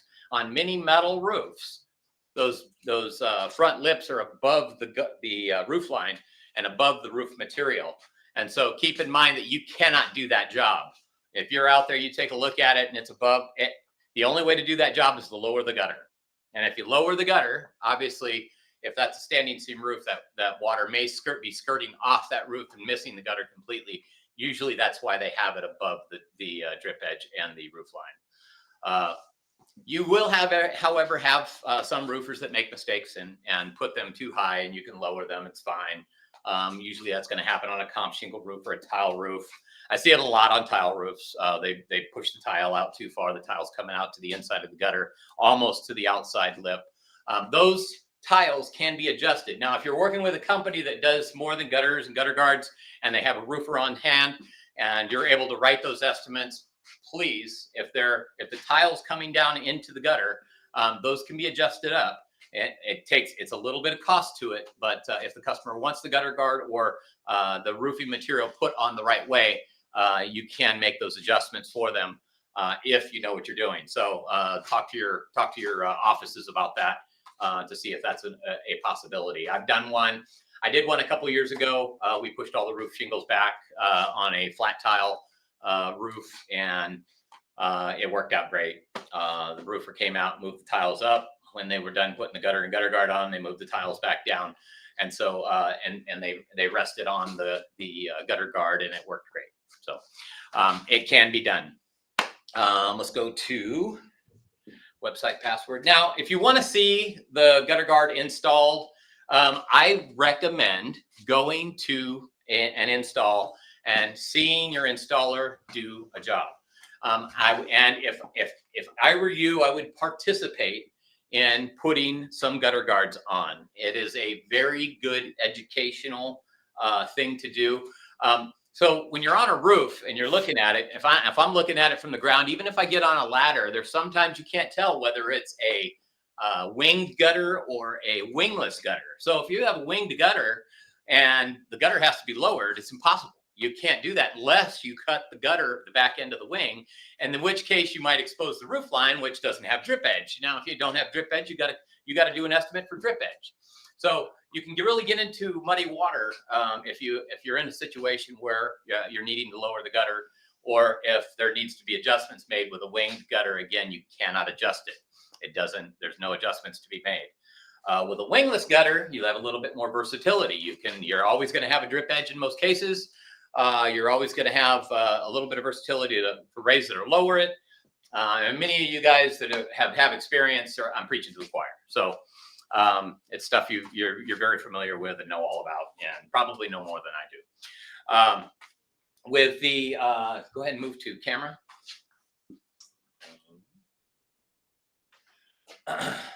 So I showed this to you guys earlier. I'm not sure if we have all the same people, if there's a couple other people that are here. Yeah, it looks like we have a few more people. So I'm going to show it again. So when you pull up your roofing material and you see this drip edge goes back about an inch, inch and a half. Most of your gutter guards that go underneath the shingle, when you're on a 412 pitch, are going to lay on that drip edge. They're not ever going to reach the membrane. You're never voiding the roof warranty. And I'll send out a GAF report to you that will describe that to you. So when you're out doing an estimate, somebody says, "Oh, that's going to void my roof warranty." Here's the GAF report, ma'am. It doesn't void your roof warranty, and it'll set their heart at ease. And any of those salespeople that are telling them, you can automatically assume that they're not telling you the truth about everything else either. Really gives you a lot of power when you're sitting there and they've been told that their roof warranty is going to get voided if they go underneath the shingle. Now, if you're using a bent wing, I would still show it to them just as a sales tool to say, "Hey, they told you, oh yeah, no, we don't have to go underneath the shingle. We can use a bent wing product. What's a bent wing product?" And you show them the bent wing product. And anyway, you know that guy's lying to you because here's GAF's report on shingles. Keep that, and you give it to the customer and you let them have it. And then if the guy calls back, they have the case number and they have the book number for where GAF reported that. It's a really good tool to have, and it really destroys the credibility of people who make that claim. Not that we're out to destroy people's credibility, but we want people to have the right information and the right tools in order to inform the customer. And we don't want, obviously, if people are out there sandbagging us with bad information, we want to be able to provide the right information so that the customer is properly informed, obviously. So, having said that, always need an 1.5 inch clearance for the bent wing. This one's low enough just for an 1.5 inch, so or for a 1/2 inch rather. And so when a bent wing goes in here,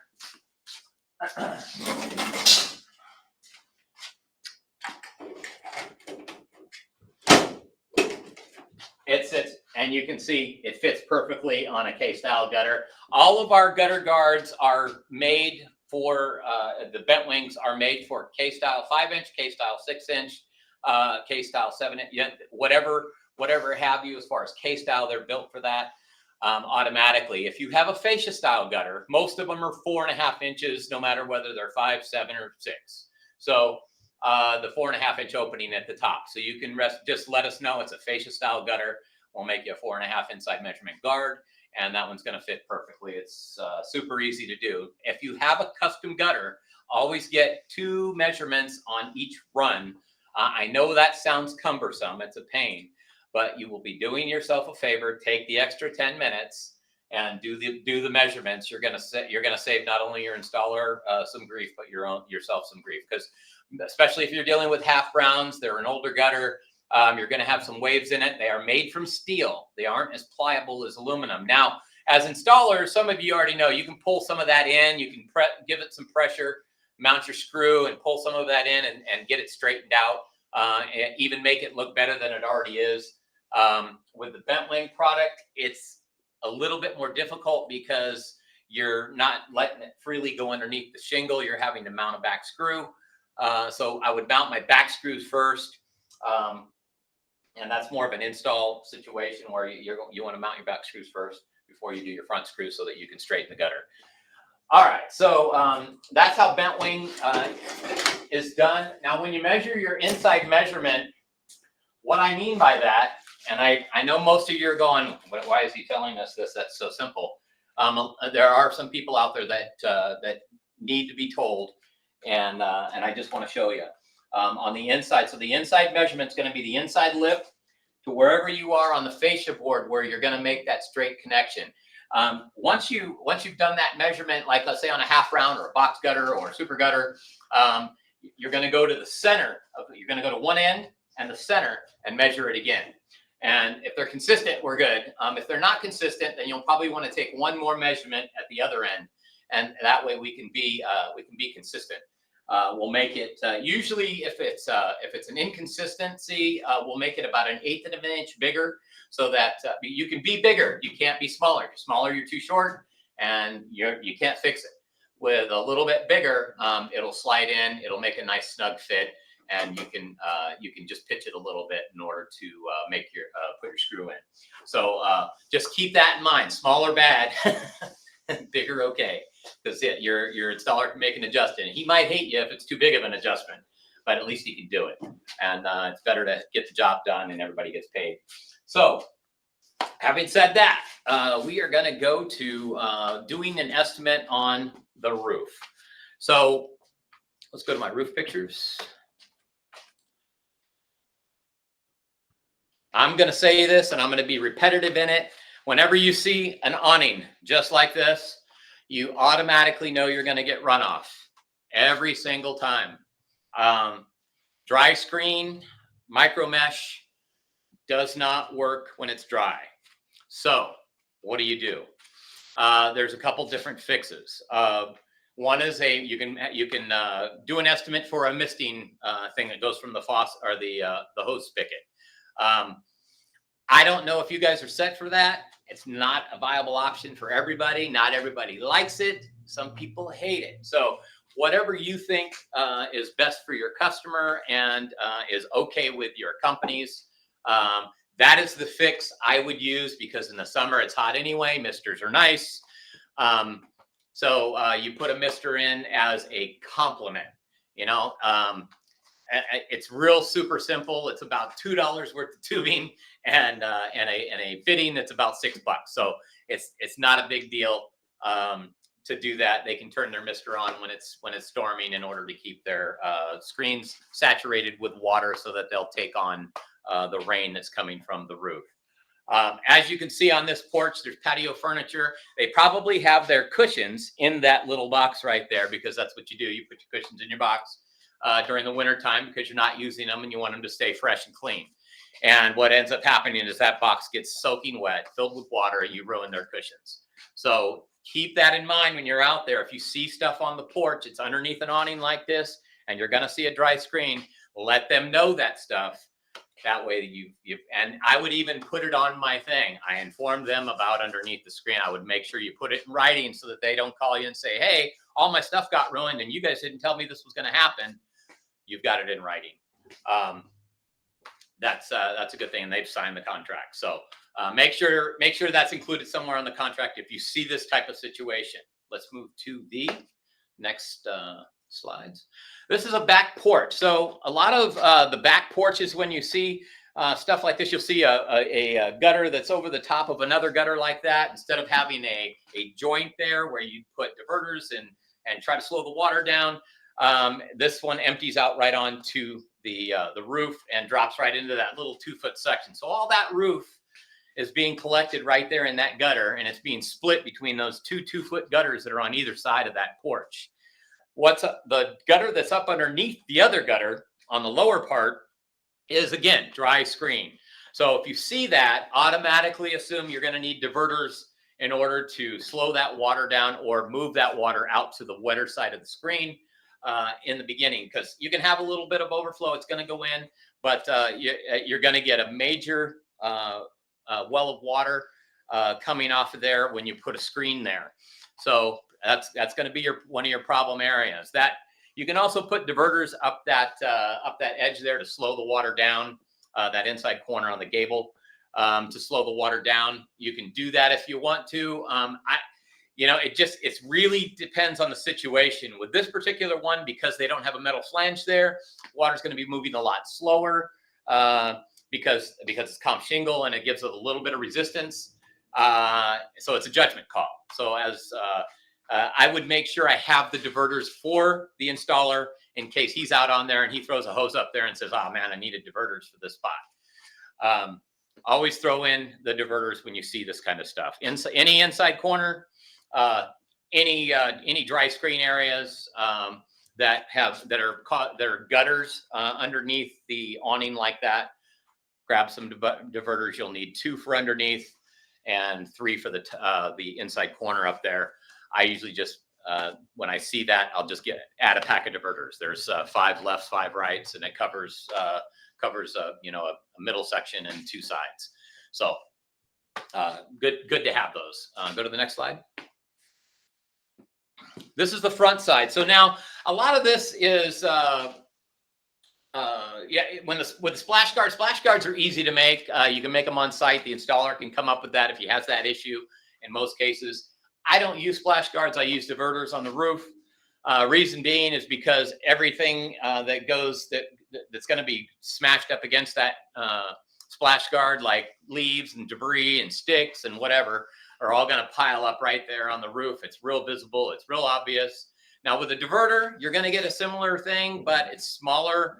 It's going to be a lot less debris. It's going to be easier to break free if there's a wind, and it's still going to slow the water down. And you're going to always, in these situations, order large mesh for under those eaves. Same with the back patios with the awning, all large mesh. Because obviously the large mesh is going to take water faster. It doesn't have to get saturated it doesn't take as long to get the screen wet because the screen's wider. Keep that in mind when you're doing the estimate. Look for those things. Look for dry rot. If you got to replace that whole fascia board on that house because it's dry rot and you didn't check it, your installer's going to be pissed. Let's try to take care of our installers. The more happier they are, the more money we make as salespeople. So just keep in mind what you're doing is you're the first person people see. Obviously, your money counts is banked on whether or not the installer does a good job. And if you don't properly equip him with the parts he needs, obviously it hurts everybody, including your company. So let's get paid on these jobs. Let's move to the next one. So go to the last one. So this is a perfect example of a poor designed roof. This is one we did that had the metal flange. You'll notice I have no diagram for diverters there. It's not necessary when it's on the upper roof.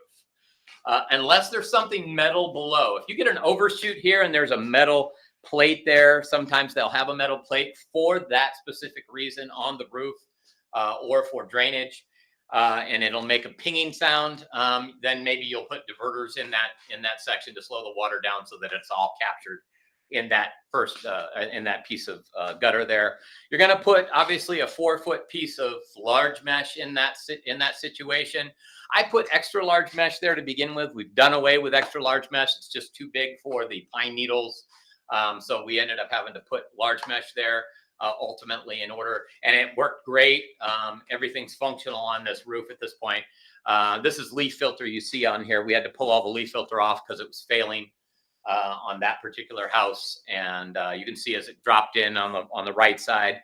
So there's we had to pull it off for them and put our gutter guards on. Obviously, they're in a WUI compliant area, so they needed a product that was A-class fire compliant and WUI compliant, or they would lose their homeowners insurance. Homeowners insurance companies are going after people in those areas for gutter guards. They have to have a fire compliant gutter guard on their house.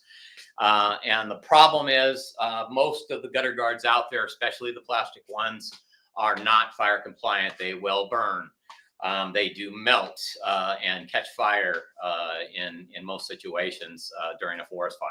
So they have to prevent fire. So obviously everybody's moving to metal. And the metal has to pass standards.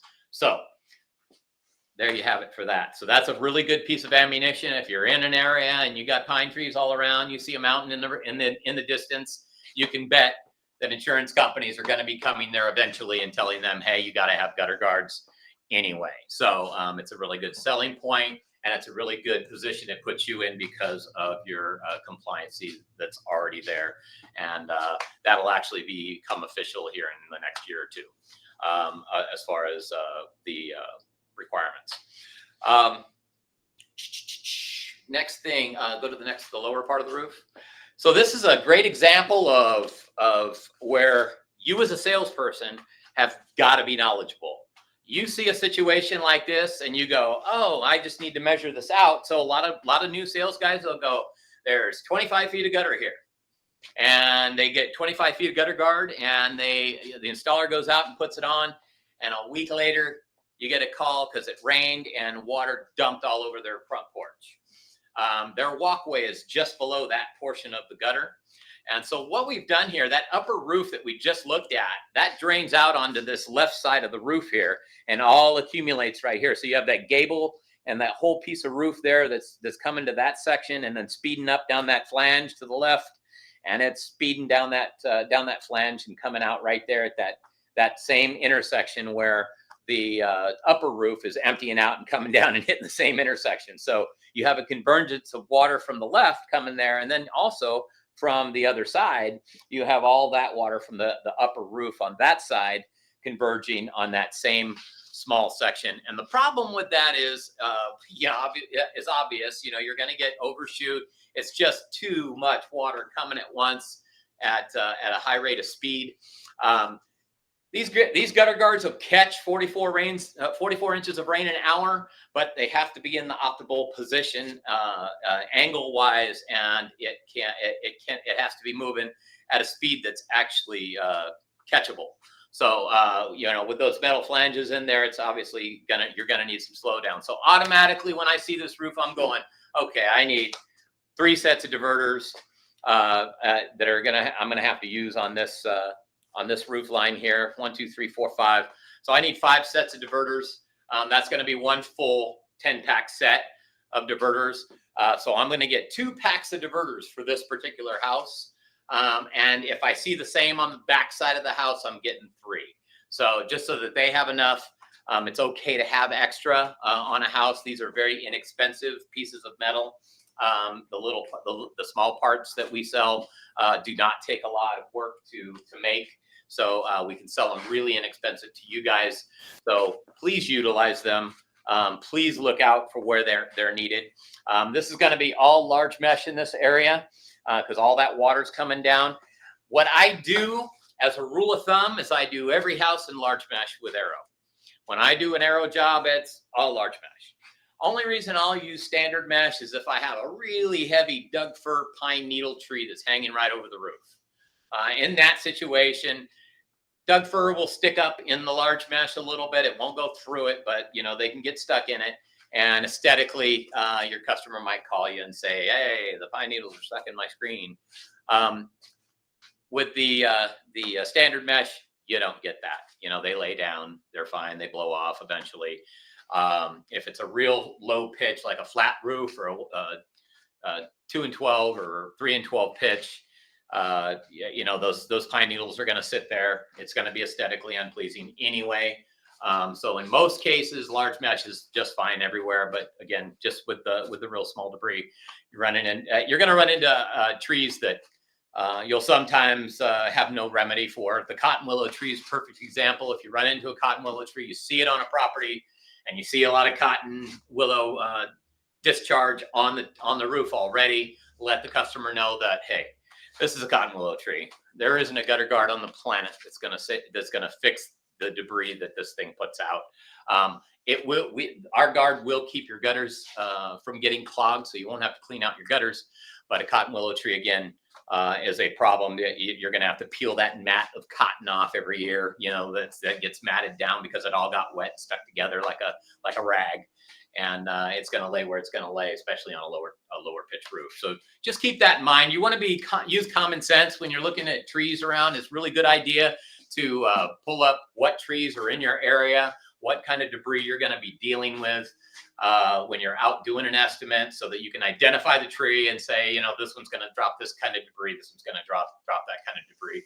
And we're professionals here. We want to be masters of our craft, right? So part of being a master of gutter guards is knowing the type of debris that's in your area so that you can properly equip your customer and your installer so that they're successful. And your success really is determined by how successful that gets installed and how well it works. And you are the first person on the field of battle for this kind of stuff. So please, please, please, I can't stress enough, study where you need to put these things. And I can help you with that. If you're out on a job and you get a problem area and you're not sure, call me. I will almost always pick up the phone. If I'm not picking up the phone, I'm doing something like this, and I'll call you back in a few minutes. this is only once a month, so I'm usually available. I'm never tied up for longer than about 10 minutes, 15 minutes. So when that happens, I'll call you back in 10 or 15 minutes. Send me a text message, call me, and I'll answer your question for you or give you a call back, and I'll walk you through it. If we solve these problems while we're in the sales process, everything else goes smoother, obviously. So with your installers, they bank on what you're doing. So when you get a new installer and he doesn't get the right parts and the right description on his contract that he's taking out there, and he's looking at the house and he's looking at your diagram, he's going to follow what you put down. So make sure you're putting down the right information in the right places. Let's move to the next. No, we're all done. Oh, we're all through? Yeah. Cool. All right, let me show you a little bit about the install, just so you have some information. I'm going to just kind of go through a couple things. Obviously, you want to order cover strips for your installs whenever you're doing an inside an outside corner. You're putting a cover strip on so it looks nice and finished and clean. Most of the installers, when they're doing the gutters, you can show your customer this. It's good. We've got plenty of pictures. If you need pictures of what an outside corner looks like up close, so you can put it for your presentation. I like to say, hey, we're going to finish these corners. We aren't going to leave your seams looking raggedy and rugged. We're going to put a nice finishing strip on the corner, and it's going to look really nice. And what that looks like, and I'm using a piece of Valor here because I don't have a piece of arrow that's cut already. So you're basically, that's the wrong one. The arrow one. Yeah, you're right. I got arrow for the outside. I got Valor for the inside. All right, so this is an outside corner. You're basically, when your installer puts on, he's bringing it down to the middle here. He's running it through. And a lot of times he's leaving a gap like this. So if customer's watching him, he might be a little perturbed. So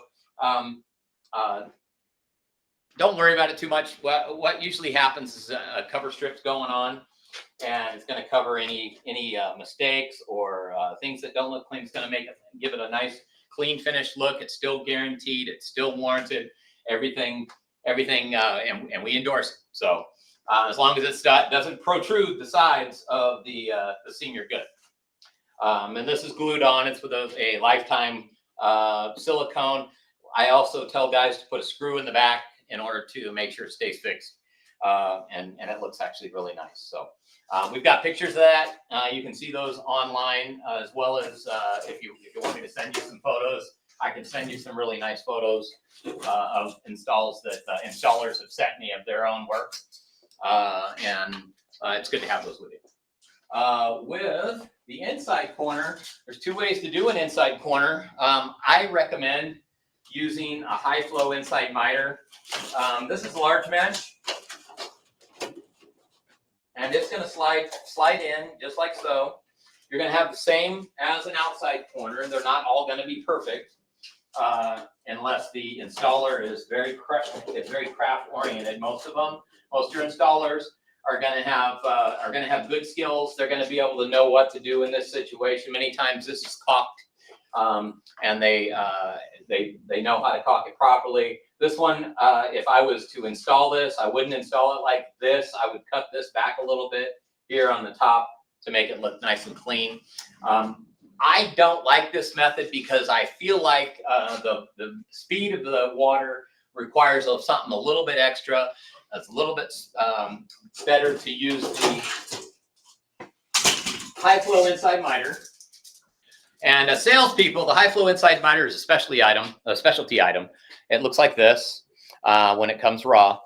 And this is one that's trimmed to go in this particular gutter. It slides in, and it's obviously got a lot more screen area. This is made with a much higher gauge wire, so it's very rigid. It doesn't bend very well. It has to be cut. So when you put this on, it's going to take on a much higher volume of water than the Valor at that angle. So it's a basic catch-all. So we we'll sell these. Yeah, it's going to be an add-on to your estimate. In some cases, some companies, they just add them, they throw it in. It's all part of the footage price. $25 a foot is the national average. Obviously, when you're doing an estimate, you're comparing that to other companies' prices, and obviously yours is going to be in a much better price range with a better product in 99% of the cases. I don't know if there's anything out there that can beat me, so there may be a mousetrap out there I don't know about, but for the most part, I haven't found it yet. Aero Gutter Guards is one of the top products, and the only thing that competes with it is Valor. So yeah, you're in really good shape with this product. As far as diverters go, I don't think I have to go through what we do with diverters, but I do want to show you what it looks like. So I'm going to move my camera over here a little bit, just to give you an idea. And you can see the diverters are going to look like this on the roof.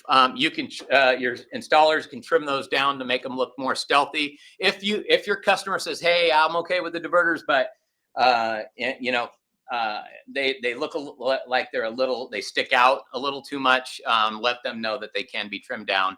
Make sure you make a note of it on your contract so that your installer knows he needs to trim those edges down, because they really don't need to be that tall. I just, it's not necessary to trim them, but if like I said, if aesthetically your customer wants them trimmed down, you can do that for them. They're aluminum, so they're real simple to cut.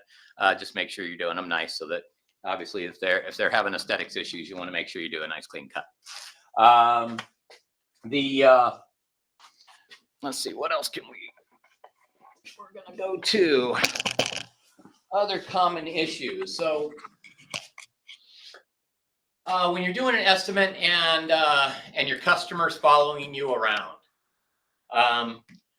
one of the things I've found that helps, especially if they don't know roofing, they don't know the terminology, start using the terminology, and when you're describing what you're doing, not to confuse them so much, but they might stop following you around because they know you know what you're doing. You're talking about a soffit. This is a rake board. This is a structure beam. This is your fascia board. Hey, there's dry rot underneath here. Start pointing out problems. Say, since you're out here, I'm going to start pointing out the problems. Sometimes they'll stop following you around. I know it's a pain in the butt when they're following you. That's just a little trick I learned. If I start pointing out problems, they don't want to hear any more problems. They just want you to do gutters for them.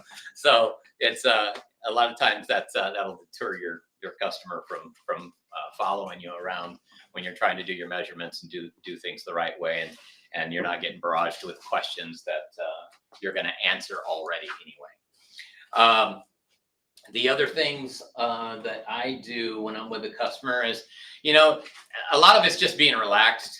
You're out there to do an estimate for them. Just be relaxed. Talk to them like they're a friend. What I do with my own customers and with people that I meet, I'm just making friends.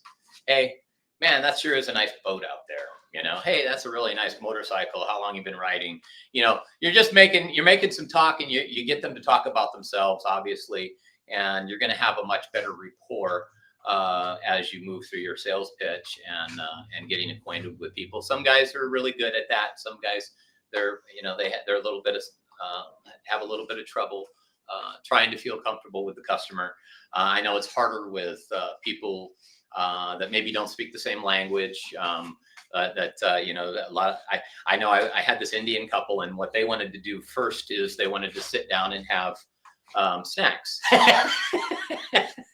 because that's their tradition. So I've found that it's easier just to go with the flow, sit down and have a snack and talk to them and get to know them and relax, and then do your sales pitch after the fact. You're going to run into lots of stuff that will blindside you, make you feel uncomfortable. When it happens, just realize that happens all the time. It's not a big deal. relax and get your pitch out the way you want to pitch it. So, does anybody have any questions about the product knowledge?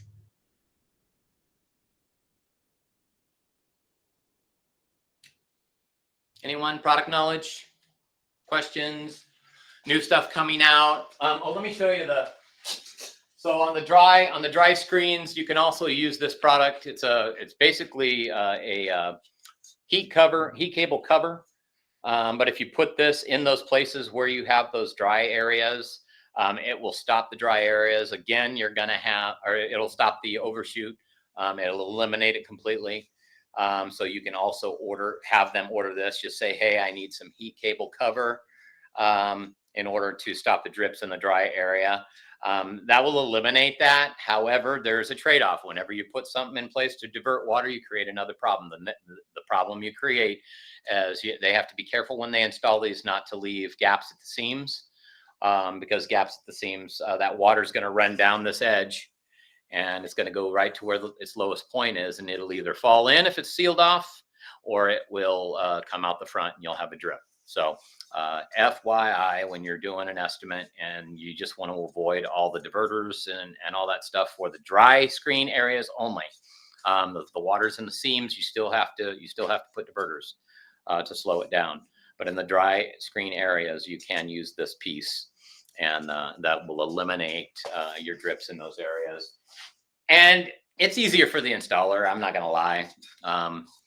However, the debris will stop right here. You're going to get debris that's going to get caught up on it. So it's going to be an area that your customer is going to need to be informed about, that they're going to have to maintenance once in a while when debris gets hung up on it. Okay.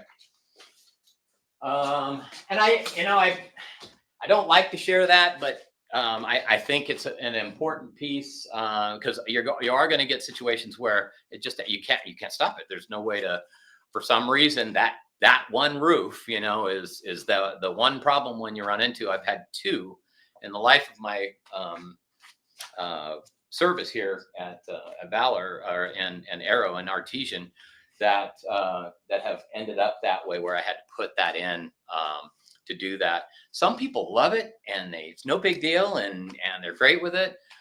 Some customers, they don't like it. So you're gonna have to gauge it and make a judgment call when you're selling the product in front of the customer, whether or not they might be accepting of that. You might even just say, hey, would this be okay to solve a problem that's going to happen underneath that awning? And if they agree to it, then great. So anyways, any questions? Derek Orth asked, what application are you using no wing cover? Okay, so a no wing cover is usually you're on a gutter that's smaller than your standard gutter. It's going to be a custom gutter, usually a 3-inch. The distance between the underneath portion of the gutter, when this wing's missing, it's no wing. So you'll only have this frame piece. And so the distance, and you don't count the front lip, you count just behind it right there. So that's what's going to lay against the inside of the gutter. That's your inside measurement. So it's going to come out to about right here. It's 3 3/4 inches. If you are shorter than 3 3/4 inches, you cannot use this guard. It will not fit. The only instance you can is if there's plenty of clearance for the below the drip line or the roof edge. So if your gutter's sitting lower than a normal gutter and it's 3 inches, it's smaller than 3 3/4, you can actually put it at an angle, and that extra 3/4 of an inch will actually give it a pitch. And it will shed debris more efficiently. Now, you just have to make sure that it doesn't sit too steep, because if you're above a 5 or 6/12 pitch, you're gonna start to get overshoot, depending on the roof material. So we talked about all that. Did I cover roof material? No. Oh, I didn't. Okay, very important part. Sorry, I almost missed it. Roof material. So when you're dealing with a standing seam roof, corrugated metal roof, metal tile roof, let's see, what else? Spanish tile roofs are very brittle, all bent wing product. All have to have that 1/2 inch clearance. If the gutter is sitting right on the roof line, you might be able to use a wingless. You can use a bent wing. We can make that bent wing all the way down to almost the 3 3/4. We can make it 4 inches. We can make it 4.5. I can make a gutter guard for just about every gutter guard out there except for the 2-inch gutter. You're going to move to a product, our secondary product, which is a Defender product, which is a screened product. It's railed on both sides, doesn't have a frame. You can put it on the 2-inch gutter. It doesn't work that efficiently. Those gutter guards, the railed gutter guards, whether you're getting them from my company or anyone else's, need at least 3 inches to 3 to 3.5 inches of screen area for them to work properly. Ours work better than everyone else's as a result of the corrugation and the imprints the patterns we put in our screens, because it creates the surface tension. All the other gutter companies all the other gutter guard companies that are manufacturing gutter guards that are railed have to have a tray, and it sits down in the gutter, which means you're collecting everything. You're just bringing the gutter up to a higher level. So yeah. So that's what that looks like. You have this pattern in it. That pattern is what creates the surface tension so that water falls through it.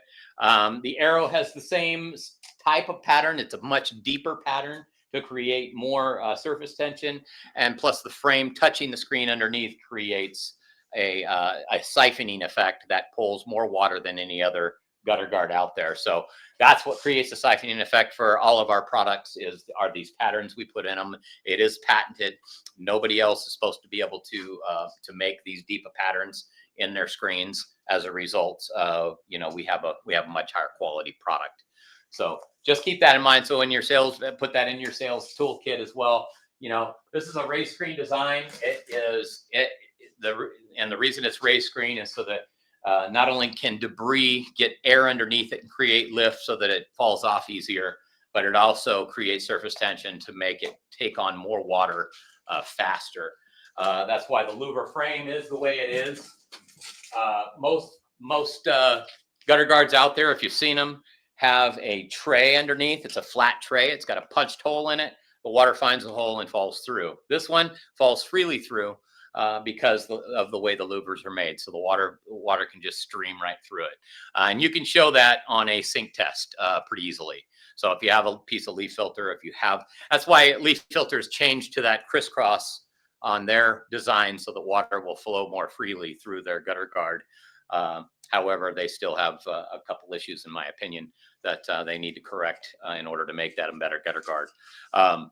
Same with gutter helmet, gutter buyer's leaf guard. There's really nothing that can touch Aero. It's a better product all around than anything out there right now. All right, so we're using aluminum now. I know as salespeople, you guys love the steel because it's robust. It shows better. However, it's heavier. It costs more money. It's easier it's harder to cut. It creates, and it will oxidize on the ends orange. So aesthetically, you can get some issues later on. The spec sheet that I showed you with the aluminum is the exact same spec sheet for the steel. We didn't put its higher tolerances in there because we wanted our lowest common denominator to be our lifetime warranty. We wanted our aluminum product to withstand that same warranty. So we used the aluminum thresholds as the thresholds for all of our gutter guards. So just FYI on that all those thresholds are guided for aluminum, so you can still sell it that way. No, you don't lose any integrity there.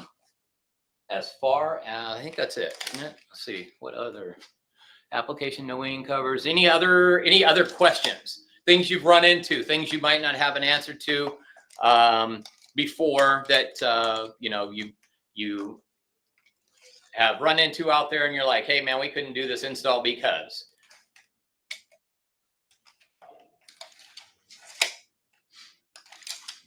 All right. The only other thing I would say is if you run into like a comp shingle roof, one of the main things as a sales rep and you're out there doing an estimate is you want to make sure the comp shingle roof doesn't protrude down into the gutter.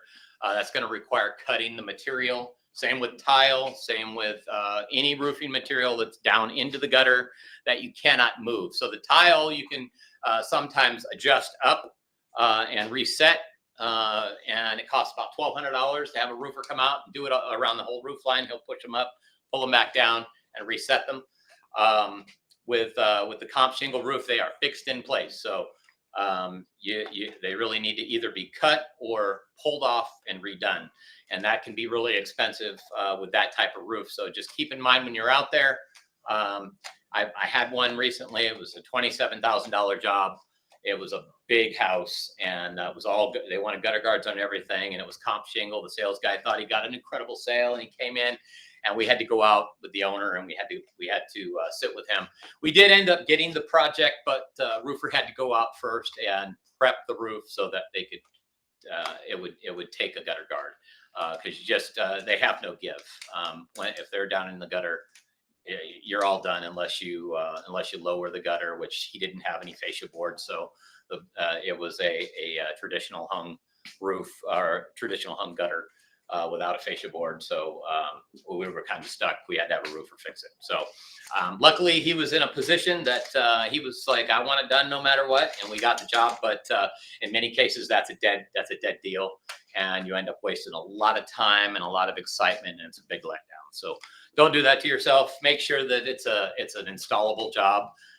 It is not up to your installer to just figure out whether or not it can be installed. That is your job as a sales guy. You need to know if it can be installed on this house or if it can't. And if it can't, you need to be able to have the guts enough to walk away from it. And because you don't want to put something out there that you can't do. Now, your owner might say, the owner of your company might say, do the estimate anyway, and then we'll send the installer out. If he does that, great, fine, do the estimate. But don't set yourself up for a fall unless somebody tells you to, if that makes sense. Any other questions? All right, I'm going to wrap this up. I'm going to send you the one call close. I've got videos that are coming to you for that. It's a 4-part series. And it's an old guy sitting in a chair with a yellow jacket on and a beard. And he's old school, a closer from way back. And he is one of the most knowledgeable people I've ever dealt with in closing a sale and being successful at it without being too high pressure and making the customer feel anxiety. They feel very comfortable in those cases if you do it right. Learn the pitch. I've adjusted some of the wording to fit Valor and Valor gutter guards. There might be a typo or two. I think I found one yesterday in there, but you'll get the understanding, and the pitch is the same. Just make sure you're learning it and have it memorized before you try to pitch it. I would practice it with a couple of other salespeople in the office before I did it. Some of you are so well versed on it, you're going, yeah, I've seen it before, no big deal.